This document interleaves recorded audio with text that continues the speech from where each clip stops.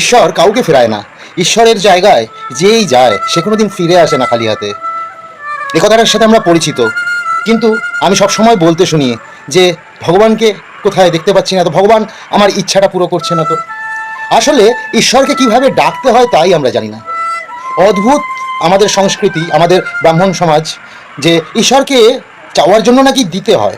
বলে কেউ কেউ মানত করে যে আমার মেয়েকে ভালো করে দাও, আমি তোমাকে এত বাতাসা দেবো, আমি তোমাকে 500 টাকা দিয়ে পুজো দেবো। কেউ কেউ বলে এটা করে দিলে আমি তোমার মন্দিরে যাব। মানে ঈশ্বর কি আমার বাড়ির কাজের লোক নাকি, যে তাকে আমি বলছি যে তুমি এটা করে দাও, তার বিনিময়ে আমি এটা দেবো। মানে বিনিময় প্রথা আমরা ঈশ্বরের সাথেও চালাতে চাই, কিন্তু এর মধ্যে থেকে আমাদের পাপ হয়।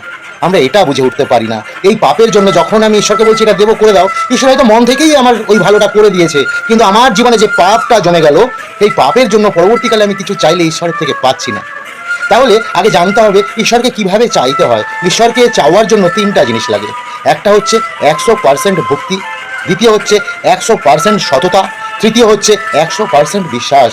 অর্থাৎ তোমার মনে 100% বিশ্বাস নিয়ে আসতে হবে ঈশ্বরের প্রতি, এবং নিজের সাথে সৎ থাকতে হবে, এবং ভক্তি ভরে তার কাছে প্রার্থনা করতে হবে। কিচ্ছু দিতে হবে না তাকে, কিছু দেওয়ার প্রতিশ্রুতিও দিতে হবে না। তুমি তোমার কষ্টে তার দরজায় গিয়ে তার সামনে 2 ফোঁটা চোখের জল যদি পারো দিও, তাকে চেয়েও যে ঠাকুর আমার কষ্ট হচ্ছে, আমাকে এর থেকে উদ্ধার করো, তুমি আমাকে এটা পাইয়ে দাও। তুমি একদম কাতরভাবে 100% ভক্তি দিয়ে তুমি চেয়ে দেখো, তুমি পাবেই। যার জন্যই তো বামা খ্যাপা কি করেছিল, বামা খ্যাপা তো থাকতো শ্মশানে, খিচুড়ি বানিয়ে নিয়ে আসতো কালী মায়ের জন্য। সে নিজের মা ভেবে সেটা মেখে নিজে চেক করতো, মুখে দিয়ে প্রথমে খেত, তারপরে কালী মাকে খাওয়াতো। অদ্ভুত, কালী মা তার হাতের খাবারটা খেত। রামকৃষ্ণ কি দিত, কি ছিল তার? এরা তো সবাই ভিখারি ছিল। অর্থাৎ তারা তো এই জ্ঞানটা অর্জন করেছিল যে আমার কাছে যা সবই তো ঈশ্বরের, তাকে কি দেবো, তাকে কি বলবো এটার জন্য আমি এটা দেবো তোমাকে। সবই যখন তার, তো তার কাছে কাতরভাবে চাইবো। আমরা নিজের জন্য চাই, সেই জায়গায় আমরা সমাজের জন্য, অন্যের জন্য যদি চেয়ে একবার দেখো না, নিশ্চয়ই ঈশ্বর কৃপা করবে, সবার উপর করেছে। তাই তো মুনি ঋষি মহাপুরুষরা কারো ক্ষতি দেখলে কেউ যদি তাদের কাছে নিয়ে আসতো, মরাকেও জ্যান্ত করে দিত। কীভাবে? ঈশ্বরের কাছে কাতর প্রার্থনা করে। আমাদের মধ্যে থেকে এই কাতর প্রার্থনার অভাব হয়ে যাচ্ছে, এটাকে ধরে রাখতে হবে। তাই আজ থেকে জেনে নাও, ঈশ্বরকে তুমি যা চাইবে তাই পাবে। চাইতে হবে কিভাবে?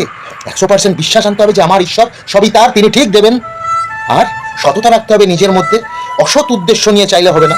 সততার সাথে ঈশ্বরের কাছে করুণ প্রার্থনা করে, অর্থাৎ ভক্তি ভরে তার কাছে করুণভাবে মতনস্তক হয়ে আরজি জানাতে হবে, ঠাকুর আমার এটার খুব প্রয়োজন, আমার খুব কষ্ট হচ্ছে, আমার কষ্ট থেকে তুমি মুক্তি ঘটাও। ঈশ্বর দেওয়ার জন্য প্রস্তুত হয়ে বসে আছেন, আমরাই নিতে পারি না। রাধে রাধে।